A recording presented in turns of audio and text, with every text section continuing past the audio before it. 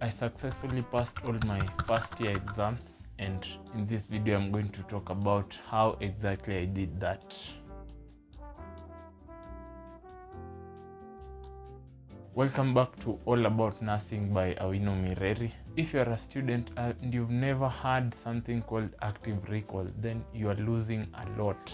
This is the single most effective strategy of passing exams of any kind, and it is scientifically proven.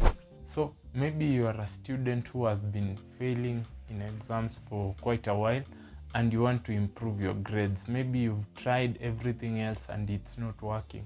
But with this strategy, I'm sure it will bring positive results. Either you will pass all of your exams or maybe fail at one, but most of the time it works.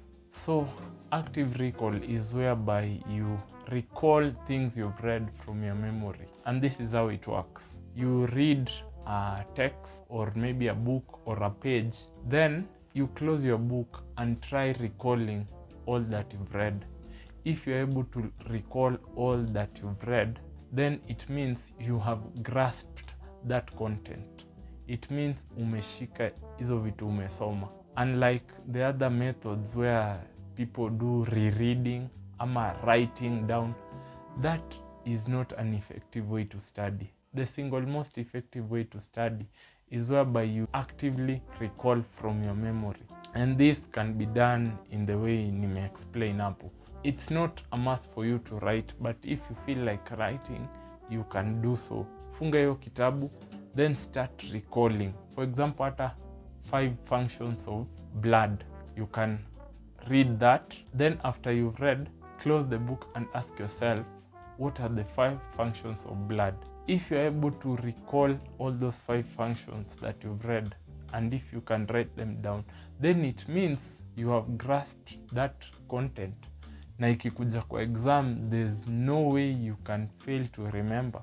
It means you have understood everything and it is in your memory, it is in your fingertips.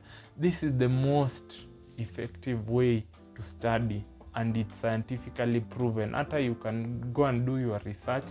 Na utaona it's being recommended by everyone in the education space and in the productivity space. This thing works wonders. It works amazing. Na ndio maana I've been using it all through my study. Since I began in first year, this is what I've been doing. It's not easy, by the way, nursing school. Passing 18 units, it's not easy. And you must have a smart strategy. You must study smart, not study hard. So thank you for watching. Till next time, if you haven't subscribed to this channel, do so that you get notified when I post my next video. And thank you for watching. Also, you can watch my other videos that I have been posting, and see you next time.